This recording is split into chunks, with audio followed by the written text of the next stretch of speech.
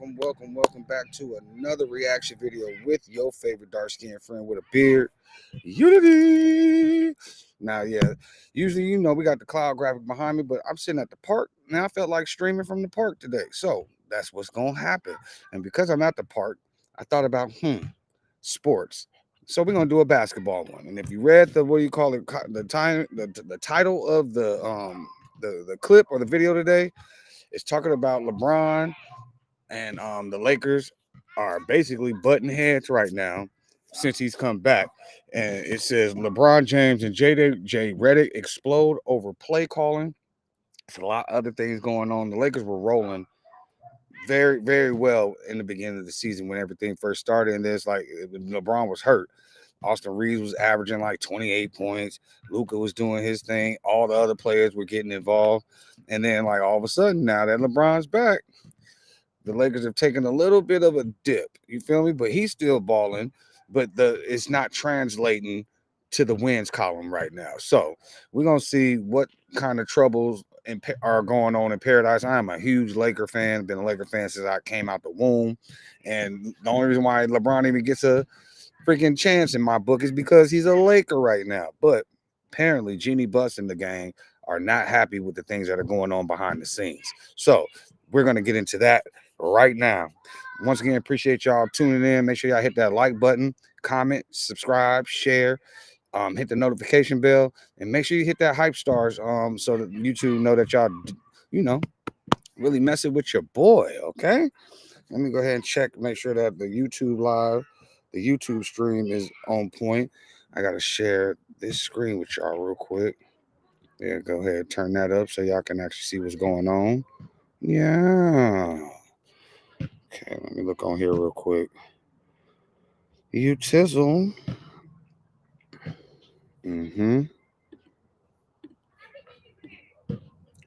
Let's see. And now y'all can see what I see. You feel me? Let's see what's going on here. There we go. Moving a little bit. It's lagging a little bit. You know what I'm saying? But hopefully it's not lagging too bad to the point where you can't enjoy this video. I'm using my hotspot because I'm sitting outside here. You feel me? I'm out here with the baby. I got my little puppy dog. She had to come use the bathroom. I was like, you know what? I'm about to do a stream. How about them apples? Haha. So that's what we're doing. All right, let's look.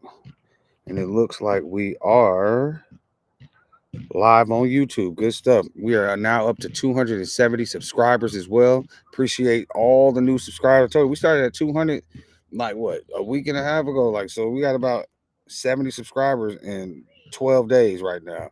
So I appreciate each and every single one of y'all. Let's keep growing this channel. About them apples. Haha. Yep, there we go. We are live on YouTube. Let me check the Twitch stream real quick, and then we will start this video. If you're a Laker fan, man, put a W in the chat. Like I said, I'm a huge Laker fan. I don't know, man, but like I don't know what's gonna happen if they get rid of LeBron mid-season though either. You know what I mean? Because he still is balling. My dog is balling. You know what I mean? So to be 41 and still putting up these type of numbers is unheard of. All right, we got one in the Twitch and we got two in the YouTube. All right, we are set to go. Let me go ahead and put this over here so I can see y'all. Like I said, make sure y'all put y'all W's in the chat so I know who's in the building. All right, that's lined up. Boom.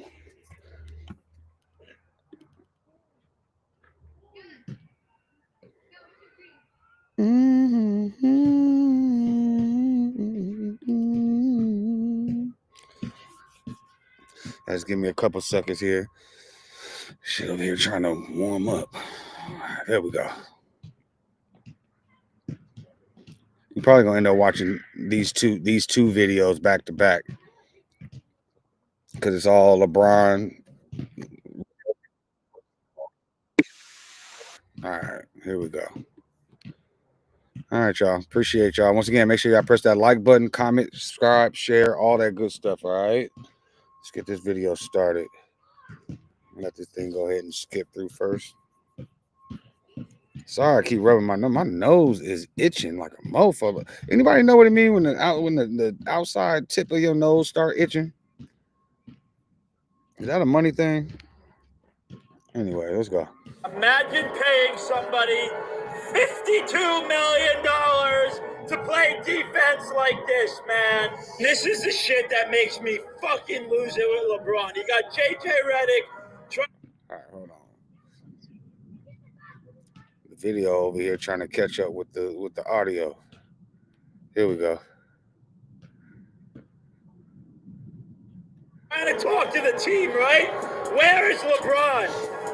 Anybody see LeBron? He's over there pouting like a little bitch. I mean, you can't sit here and tell me that this is acceptable defense in the NBA. I'm telling you, this shit's not normal. The whole team is here, and LeBron is sitting there by himself. I just don't get how JJ Redick doesn't lose his mind. How can you possibly watch this tape? Nah, for real though. That is one of the things that drives me crazy about LeBron, because he can't play no defense. Like, it makes no sense. He's good at a chase down block, but you know why he's chasing down the block? Because the man done already got past him. So he got good reflexes to, catch back up or whatnot. But on one-on-one situations, man, that fool stay getting played, bro. That should be aggravating the hell out of me. And then the rest of the team get stuck with his assignment. And defend what is happening from LeBron James. I mean, is this normal? Is this normal to not move? And then you go to another timeout. Where LeBron has his hand over his head.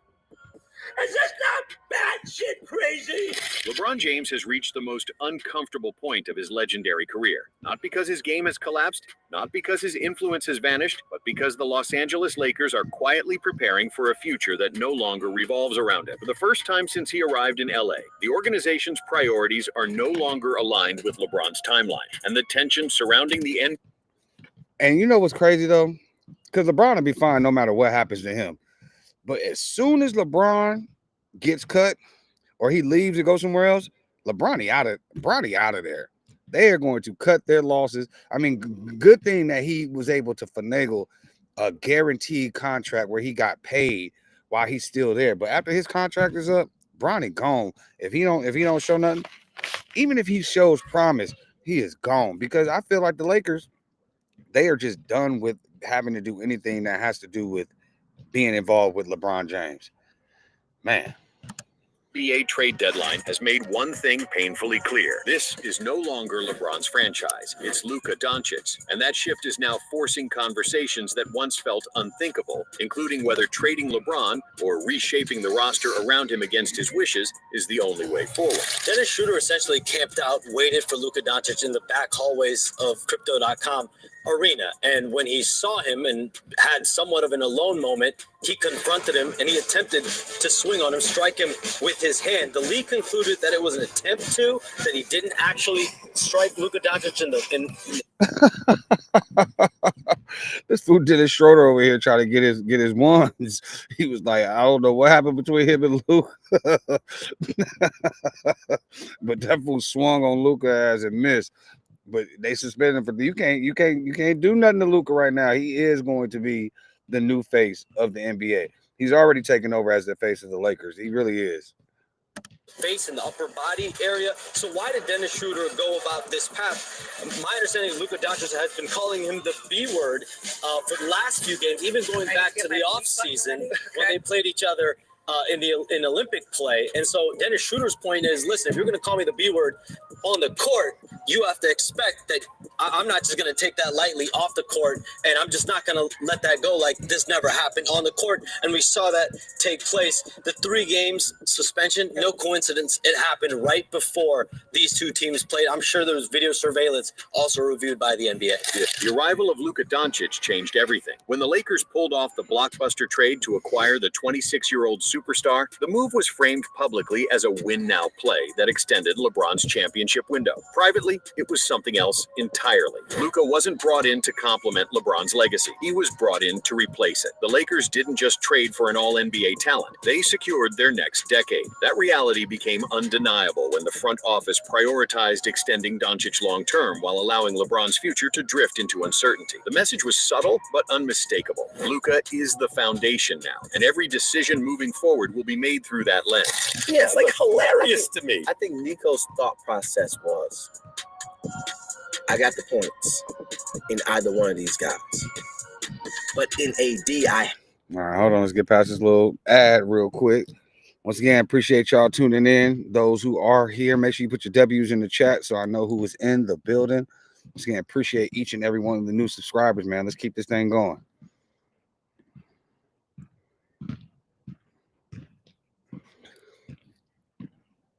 had the defensive prowess as well, and ultimately that wins championships. He just never had a chance to see it all play out together. That first game that was played, it looked incredible with those guys. And sometimes you just fall on bad luck in terms of injuries. But yeah, no, I think you're saying exactly what probably Dallas is thinking. There is, you know, it's a tough thing. Like, do we move on? Do we kind of blow this thing up and go young? Or do we give ourselves a chance to see us get whole and what that could potentially look like? Because if we could just get there and what that could potentially look like is really what you're betting on. good. If they don't do it, if they don't keep it together, I think it'll be based on AD's injury history and age. And then that would be probably to playing the odds, you would deal them because of that. That's why I'm saying maybe it's a blessing in disguise, because if you're forced to keep the team together, you might wind up winning a championship out of this deal. It could happen. You might be maybe more than one. Cooper Flagg is that dude. Yeah, Cooper Flagg is going to be really good. That's where things get complicated. LeBron James still carries one of the largest contracts in the league, a no-trade clause, and massive influence through his agency, Clutch Sports, while his on-court production remains elite. Well, let's see, that's where LeBron is always on point. When it comes to the business side of things, there's no, blindsiding him. The fact that he made sure that he had that no trade clause in there means that no matter what I do, y'all can't trade me right now. You have to abide by the black and white, the ink on the line. You feel me? So that's why he be feeling entitled and be doing some of the shit that he do. But, let's get it. In spurts, the Lakers are facing a brutal math problem. LeBron and Luka together consume an enormous portion of the salary cap, leaving the roster thin, slow, and vulnerable defensively. The team's record looks respectable on paper, but advanced metrics tell a harsher story. Los Angeles ranks near the bottom of the league in three-point shooting and defensive efficiency, surviving largely on clutch. And they are not lying, bro. When I say that these niggas be missing so many threes, and it's like 1 minute they look like the best 3-point shooting team in the league, and then the next minute they go directly to the last as far as shooting percentage when it comes to shooting three. It makes no sense, bro. They get paid too much money to be missing as much as they miss. Wins that mask deeper structural flaws. In blowout losses, those flaws are exposed in full. As the trade deadline approaches, pressure from LeBron's camp has intensified. Reports indicate that Clutch Sports has been pushing the Lakers to pursue wing upgrades like DeAndre Hunter or Miles Bridges, players who could theoretically address the team's shooting and perimeter defense issues. That'd be a good ad. Impossible to ignore. Hunter is struggling through one of the worst shooting seasons of his career, while Bridges brings both basketball upside and off-court controversy. Neither player guarantees contention, and both would require the Lakers to sacrifice flexibility they simply don't have. The Lakers aren't just hesitant because of fit. They're hesitant because the cost of appeasing LeBron may sabotage their future with Luka. Behind closed doors, executives around the league understand what's happening. The Lakers are trapped between honoring the final chapter of an all-time great and protecting the prime years of their next franchise player. Rich Paul has publicly floated ideas that would have been laughed off just 2 years ago, including the possibility of moving Austin Reeves, one of the Lakers' most beloved beloved and productive young Can't pieces, move and a Austin right now, blockbuster deal man. for Memphis Grizzlies star Jaren Jackson Jr. The logic is Huh? clear. Well. Jackson fits Luka's timeline,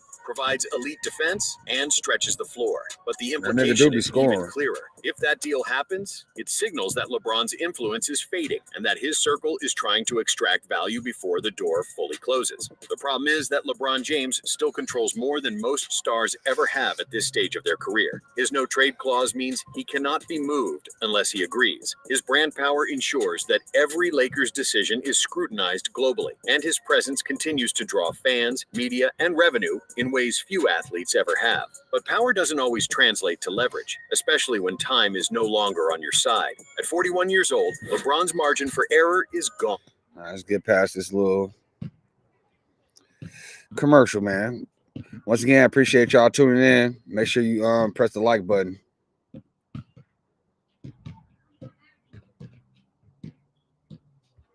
The Lakers cannot build patiently around him, and they cannot afford to mortgage Luka's future to chase one last run that may never materialize. This tension has created a strange limbo. The Lakers want upgrades, but they're unwilling to attach their remaining draft capital to short-term fixes. They want defense, but they lack tradable contracts with real league-wide value. Rui Hachimura's expiring deal has generated little interest, and Gabe Vincent's struggles have only lowered his appeal. Every pathway forward seems blocked, unless the franchise makes a truly radical choice, one that acknowledges the end of an era instead of pretending it can be delayed indefinitely. And that's the uncomfortable truth at the heart of this situation. LeBron James is not being pushed out because he's washed. He's being pushed aside because the Lakers have already chosen their future. Luka Doncic is younger, cheaper relative to his value, and capable of anchoring the franchise for a decade. The NBA doesn't wait for sentimentality. Windows close fast, and organizations that hesitate get stuck in the middle. Too old to rebuild, too flawed to contend. The Lakers have seen that movie before, and they're desperate not to repeat it. For LeBron, the options are narrowing. He can accept a reduced role, potentially take a pay cut in the future, and allow the Lakers to reshape the roster around Luka fully. He can request a trade to a contender willing to sacrifice assets for one final championship push, or he can walk away on his own terms, choosing legacy preservation over another grind. None of those paths are easy, and none align perfectly with how LeBron has operated throughout his career. But time has a way of forcing decisions even the most powerful figures can't avoid. What makes this moment so fascinating is that it represents a rare inversion of control. For most of his career, LeBron dictated outcomes. Teams adjusted to him. Front offices bent to his vision. Now the Lakers are quietly drawing a line. They're listening, but they're not committing. They're exploring trades, but only ones that fit Luka's future. They're weighing loyalty against longevity, and longevity is winning. Whether LeBron James is ultimately traded or simply phased out through roster decisions, one thing is already clear. The Lakers are moving forward, not backward. The question is no longer whether this is Luka's team. The question is whether LeBron can accept that reality, and what happens if he can't. Because in the NBA, even legends don't get to stop the clock. Okay. Hold up, I got another video for you. Hold on real quick.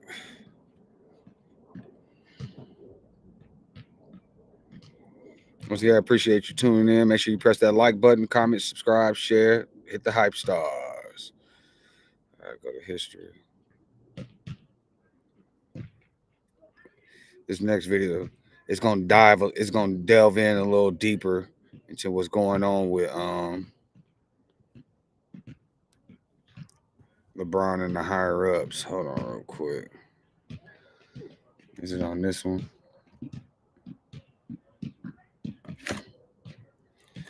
Happy Wednesday, by the way. Hopefully y'all been having a great day.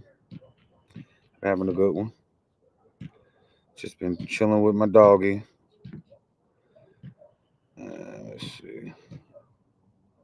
Where the other LeBron one at?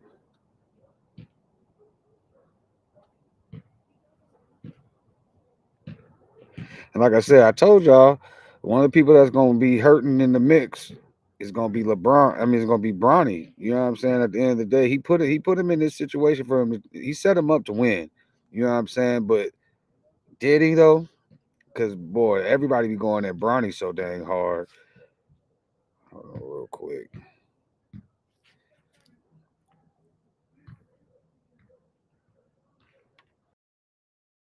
Ooh.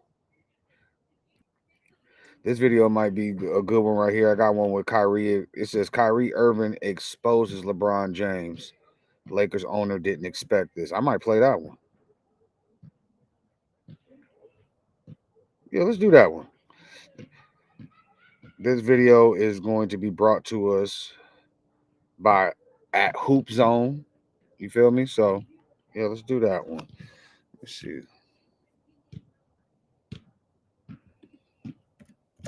LeBron James.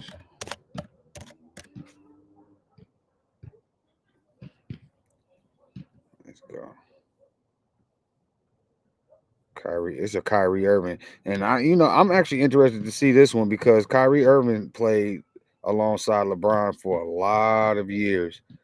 You know what I'm saying? He's seen the ins and outs, won the championship with him. But it's always been some type of tension between those two. You know what I mean? So the fact that it's saying Kyrie Irving just has had enough. We're gonna go ahead and get that popping. It's a different animal. It's a different journey. You know. All right, give me 2 seconds. We almost there. Yeah. At Hoop Zone. That's who this video is coming to us by. Let this shit load up a little bit. Like I said, appreciate y'all tuning in. Make sure that y'all hit the like button, comment, subscribe, share. Let's keep growing this channel. Appreciate the 70 new subscribers that have come in the last week and a half, man. That is just a blessing. And I appreciate each and every one of y'all, man. Let's go ahead and keep building this page together. Like I said, this video is talking about Kyrie Irving exposes LeBron James. Lakers owners didn't expect this. So maybe some of what's going on, it's been a lot of chatter, especially with this Diddy stuff going on. They trying to lump LeBron in with that too. So, all right, let me stop talking. Let's go ahead and get this video popping. I'm saying, like, you're automatically expected to be at the top of the charts, the top of the league. Every time you play with LeBron, it's going to be a lot of media attention. It's going to be a lot of back and forth of narratives. It's going to be about a lot of spun narratives. It's going to be a lot of politics. It's going to be a lot of shit that a lot of people don't see in front of the camera. And for me, I was just a young person trying to figure it out. You know what I mean? It's not that I dislike playing with LeBron James. If y'all stay together, how many rings you think I'd have won? Got so dangerous together. I'll probably be in LA right now. Kyrie Irving exposes LeBron James. Lakers owner didn't expect this. In the high-stakes world of the NBA, some truths stay buried under layers of branding, championships, and carefully curated friendships. But now, a voice from LeBron James's most complicated past. Hold on real quick. Don't mean to keep stopping it, but shout out to my dog at MacFat8551. I told you every time one of y'all actually make a comment in the chat, man, I gotta give you a special hello, man. Appreciate you. Let's see what's going on over here. Why my thing look like that? Boom.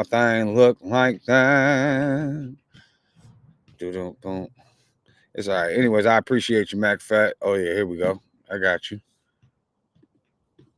You get one of these. Yeah!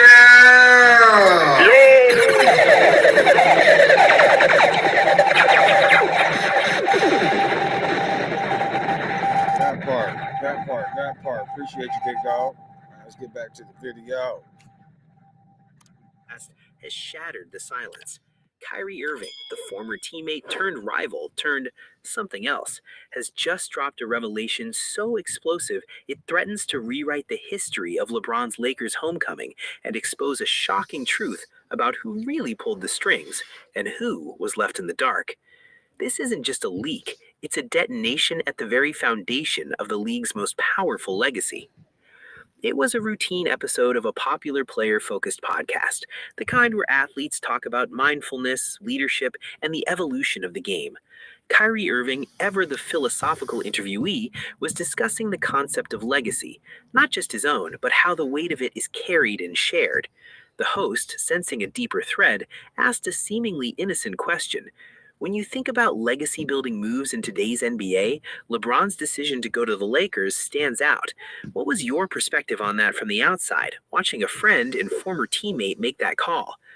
Kyrie didn't smile. He didn't offer a polished soundbite. He leaned back, his expression turning contemplative, almost pained. It's interesting you use the word decision, he began, his voice measured, because sometimes what looks like a player's choice from the outside is actually the culmination of a series of understandings, promises made in rooms where the cameras aren't. He paused, letting the gravity of that statement hang in the air. The host stayed silent, knowing not to interrupt. LeBron is the greatest player of our generation, maybe of all time. His agency, his power is unquestioned. But even the most powerful king, Kyrie continued, choosing his words with surgical precision, does not build his castle alone. He needs allies. He needs assurances about the land, about the future. What if I told you that the most celebrated free agency move in modern history wasn't just about basketball or Hollywood or legacy? What if it was the final piece of a much older, much quieter deal? A deal that a certain owner in Los Angeles believed was one thing, but was in reality something else entirely. With that, Kyrie Irving didn't just open a door, he blew the entire wall off the room. He spoke of whispers from mutual business associates, of financial architectures being discussed years before the famous 2018 signing. He hinted that LeBron's arrival wasn't the beginning of a plan, but the fulfillment of a long-term, multifaceted agreement that went far beyond four-year contracts and player options. It was about media, about production companies, about real estate, about a post-career empire being built concurrently with a championship quest. And the most shocking part? Kyrie suggested that Jeannie Buss, the Lakers' owner, who celebrated LeBron's signing as the return of her franchise to glory, was not the ultimate architect. She was a necessary, celebrated participant in a play whose script was written by a partnership far more powerful than a team and a player. She was, in his telling, expecting a... Magic Johnson is the one that actually brought LeBron to the Lakers. You feel me? Another, genius move, but that's a whole nother story in itself, because I think Magic walked away from this thing because of things that were going on behind the scenes that he just was not dealing with. He was like, this is not the business. Basketball savior. What she got was a sovereign business partner. Look around, watch the content, and then transactions happen along the way. So brands that are really thinking about the future have to go from transacting with customers to engaging members. And the way you engage is through content. And speaking of transacting with customers, you have a consumer products business. How much will you be focusing on that now? And is it a sort of crucial part of the content business as well, as you talk about these other, is it more of a separate thing, or do you think it's going to be really wrapped into the content business? It is not a separate thing at all. And it's not a new idea. We're going up there trying to do some of these fast break. That's why he lost like 40 to them. Yeah. Fast break. Yeah. Fast break. You know what I mean? And we'll get blown the fuck out by them because they're not going to give the calls that we get during regular season. But that's like our... Kyrie's cryptic comments sent investigators, both professional and amateur, into a frenzy. He never mentioned specific names or signed contracts, but the outline he drew was clear enough to trace. He spoke of financial architectures and multifaceted agreements. To those connecting the dots, this pointed squarely at the vast business ecosystem orbiting LeBron James, his media company Spring Hill, his long-standing partnership with Maverick Carter, his global brand built not just on basketball. The implication was earth-shattering. The move to the Lakers wasn't merely a basketball decision facilitated by business opportunities. It was a business merger disguised as a free agency signing. The timeline Kyrie alluded to became the key. Rumors and reported whispers from as far back as 2015 resurfaced. Stories of LeBron's camp quietly exploring entertainment industry footholds in Los Angeles, his lifetime deal with Nike, his Hollywood production ambitions, his desire to own an NBA team. Los Angeles wasn't just a basketball market, it was the global capital of the industries LeBron aimed to dominate post-retirement.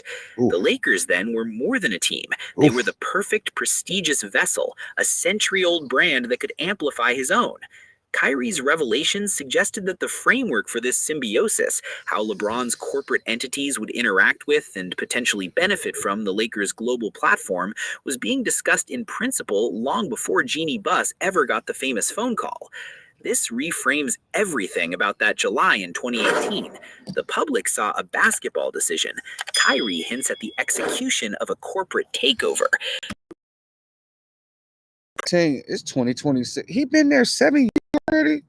Going on 8 years. Time be flying, bro. Cause I guess so. Cause we got we got the damn championship in 2020. It's been 5 years since we got a freaking anything with him being around. It's that time.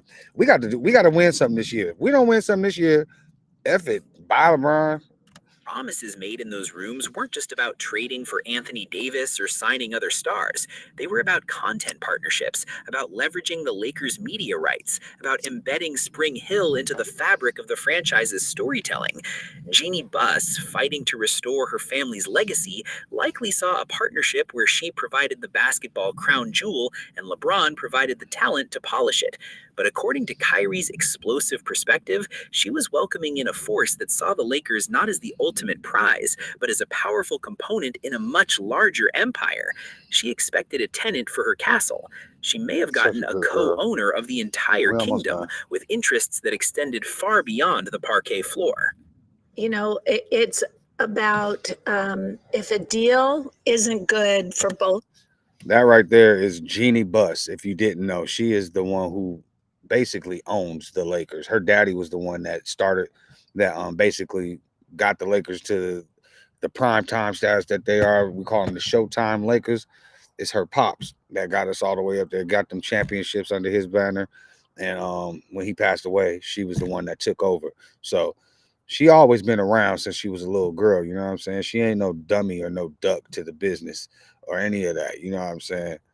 But it's still a man's world over there. And they be manipulating her ass to do certain stuff sometimes. I'd be like, probably shouldn't have did that, Jeannie. But hey, what you gonna tell her? Sides, then it's not a good deal, right? Like you can't, you know, a one-sided deal is eventually going to either fall apart or come back and haunt you. It's just not the way to do business. You have to have a small circle of people you trust, and you have to. If Kyrie's implications are true, they reveal a potentially catastrophic blind spot in Jeannie Buss's leadership. Her entire mission since taking control of the Lakers was to restore the franchise's glory in honor of her father, Dr. Jerry Buss. To her, the Lakers are a crown, a symbol of basketball royalty.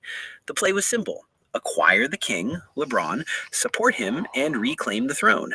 It was a deeply emotional, legacy-driven pursuit. But what if the king she courted viewed her crown not as an heirloom to be polished, but as a jewel to be set into his own, much larger scepter? Right. This perspective casts every subsequent friction in it. Right, man. And as a Laker fan, we always got that kind of, it's like, is he just here as to use the Lakers as another stepping stone? Or is he here for the long haul to go ahead and bring us back to glory the way that he's supposed to, being the king and the GOAT of all time? You know what I'm saying? Like, come on, bro. We should have had way more chips already. It's 18 since 2018, and we got one in 7 years. Come on, LeBron. You wildin', bro. New harsh light.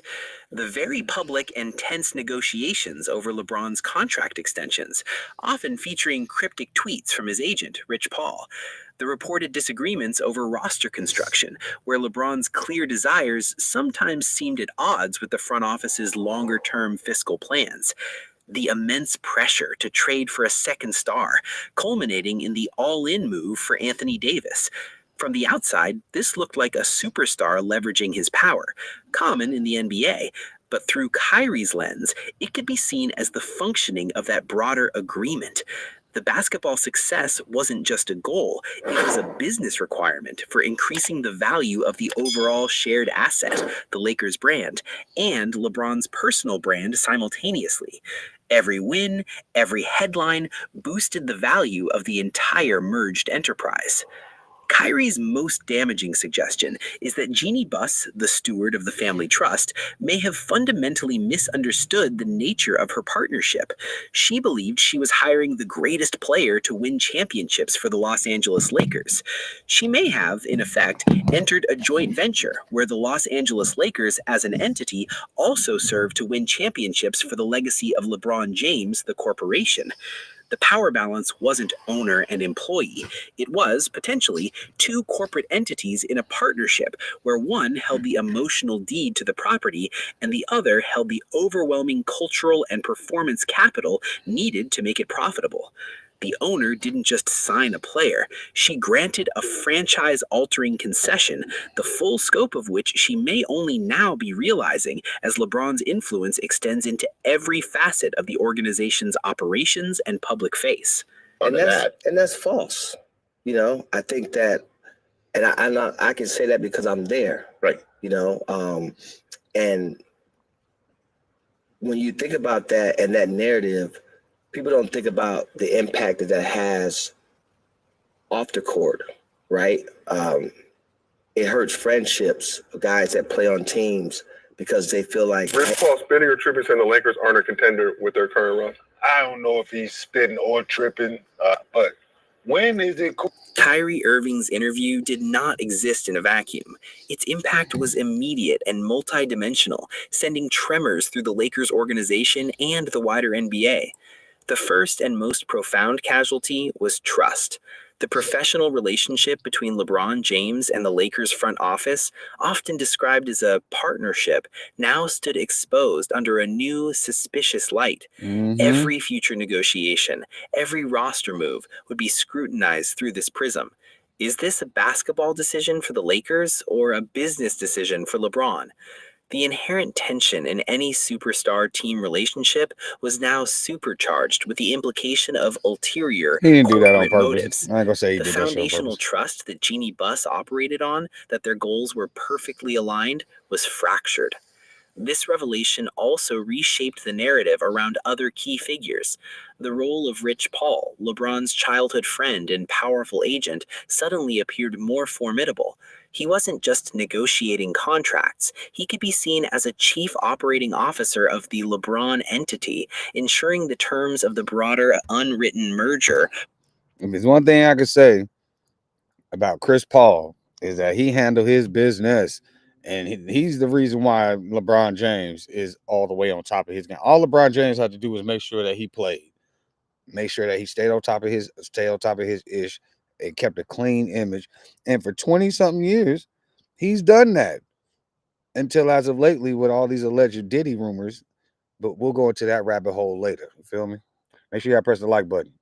Were upheld on the basketball side. Similarly, the departure of figures like former GM Rob Pelinka's one-time lieutenant and the hiring of others could be re-examined not just as basketball ops decisions, but as moves to ensure the organizational machinery was compatible with the overarching corporate partnership. The Lakers front office wasn't just managing a team, it was potentially navigating a complex joint venture with a vastly more powerful brand. Furthermore, Kyrie's words gave a weapon to every critic and rival. The player empowerment era, which LeBron famously championed, now had a new, more cynical interpretation. Was it truly about players controlling their destinies, or was it about the most powerful player constructing a league within the league, where a franchise could become a subsidiary of a personal brand? For other owners, this was a nightmare scenario. It set a precedent that the most valuable brands in sports could be leveraged not just for championships, but for the off-court empire building of a single individual. Kyrie Irving, perhaps unintentionally, didn't just expose LeBron. He exposed the terrifying endgame of superstar power, where the line between player and franchise becomes irrevocably blurred, and the owner who signs the checks might not be the one ultimately calling the shots.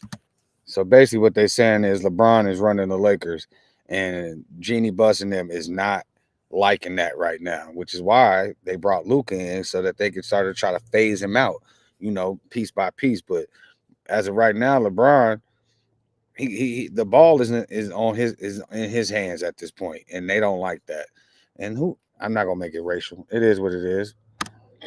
And then were you surprised that the There go jury came Jeannie. back so quickly? I was relieved that it came back so quickly, and I found out pretty much like how everybody else did by a text on my phone from Rich Paul, LeBron's agent, just saying congratulations. And I get chills when I think about it now. Actually, just when you go to Golden State, you play at Oracle, even in the new arena, you're not about. That's how you know you the man. When you text the owner of the team that you about to go play for, and they go, "Congratulations." That's a boss-ish. To win. Like at these moments, no, for real, bro, you be like, all right, we gotta keep it close. If they go crazy in the first quarter, it's over. Yeah. Fans gonna start going crazy. They gonna start running around on the bench, throwing towels and shit. So the first quarter, we was down like. In the wake of Kyrie's revelations, the very concept of LeBron James's Lakers legacy finds itself at a dangerous crossroads. One path leads to the story we know, the savior who arrived in darkness, delivered a bubble championship in the ultimate perseverance story, and solidified his status as the... He 1 for 7 right now in my book right now. 1 for 7 because he only got one championship in 7 years with the Lakers, man. Tighten up. King of Los Angeles. The other path, now illuminated by Kyrie's stark light, leads to a more complicated destination. The brilliant strategist who used the Lakers' historic brand as the final perfect vehicle to transition from athlete to mogul. A calculated merger where basketball glory was both a genuine passion and a critical business KPI. This duality forces a brutal reevaluation. Are the Lakers LeBron's team in the emotional tribal sense, or are they the flagship asset in his portfolio? When he speaks about the franchise, is he talking about Jeannie Buss's family heirloom, or is he talking about a key operational division within his own growing empire? This isn't just semantics. It strikes at the heart of sports fandom, which is built on belonging and shared identity. Fans cheer for the name on the front of the jersey, believing the players fight for it. What happens when there's a growing belief that the most important player might also see it as a platform for the name on the back? The pressure now falls intensely on Jeannie Buss.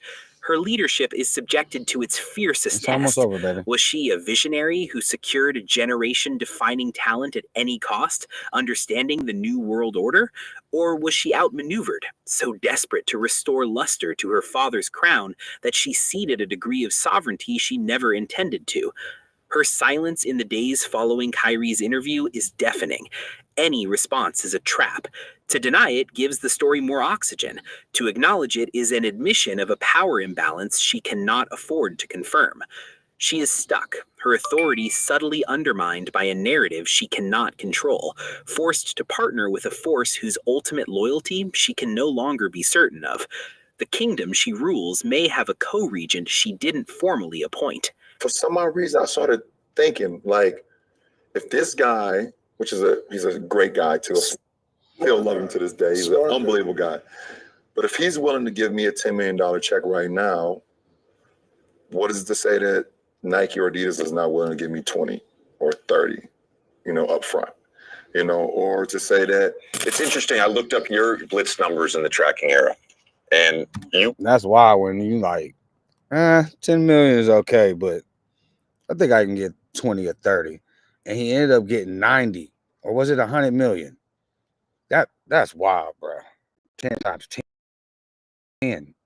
We're first in 13 and 14, second 15, 16, and top 10 in 17, 18. The dust from Kyrie Irving's explosive interview will never fully settle. It has introduced a permanent, corrosive doubt into the narrative of the Los Angeles Lakers. A truth once spoken cannot be unspoken. The idea has been planted in the public consciousness that LeBron James's tenure is more than a chapter in Lakers history. It is a strategic acquisition in the history of his own brand. This changes everything moving forward. His eventual departure, whether in 1 year or 5, will no longer be viewed simply as a superstar leaving a team. It will be analyzed as a corporate divestment, a strategic pivot. Every contract demand, every public statement about the roster will be filtered through this new lens of dual loyalty. For the NBA at large, Kyrie has inadvertently drawn a map to the future, and it is a future that terrifies traditional ownership. He's exposed the logical endpoint of the player empowerment era, not just freedom of movement, but the ascent of the player as a rival business entity capable of absorbing a franchise's cultural power into their own orbit. The Lakers are a unique, century-old institution, but the blueprint is there. Yeah. What stops the next Showtime. generational talent with a savvy business team from seeking a similar, multifaceted agreement with a storied franchise?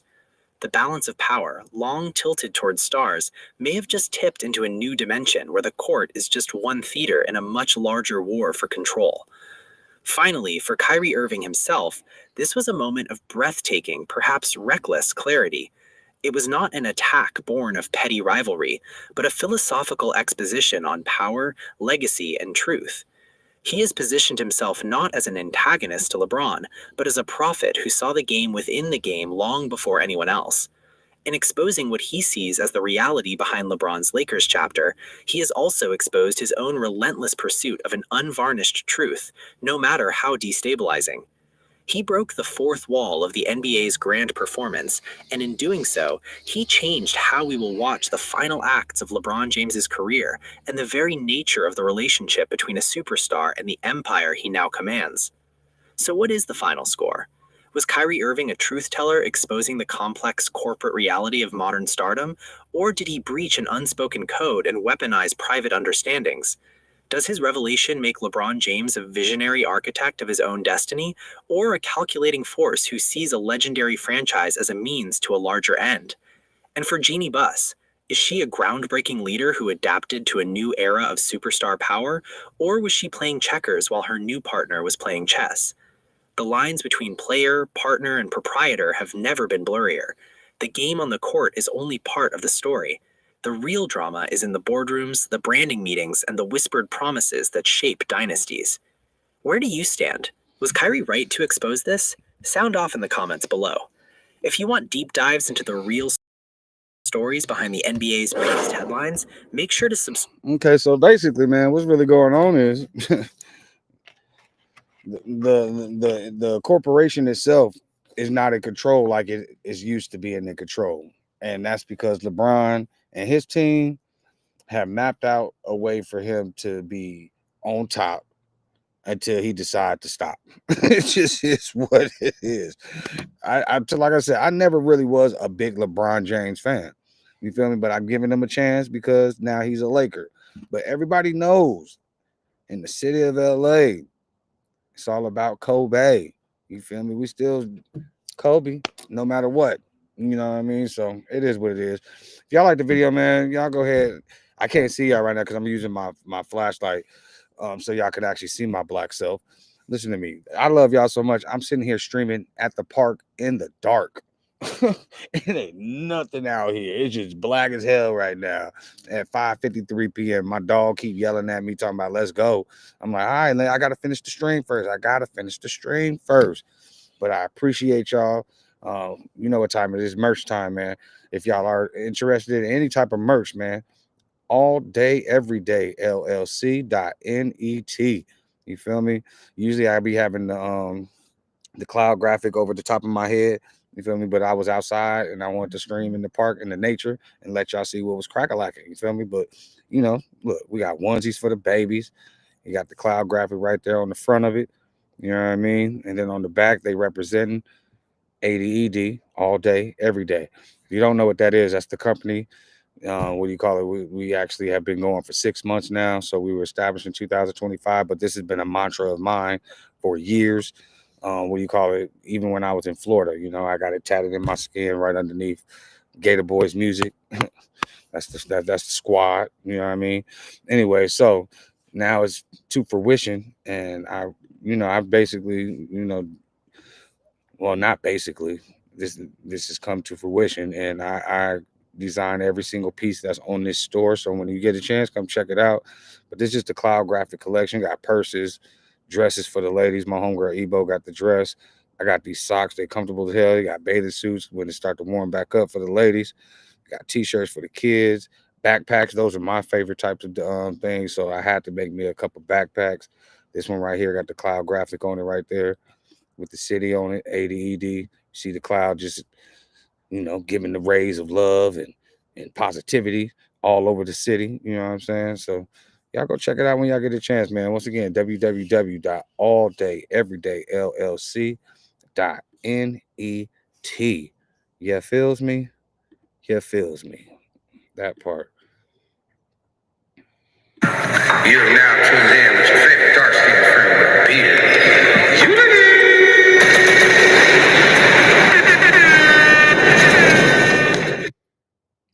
Love y'all, man. Appreciate y'all tuning in.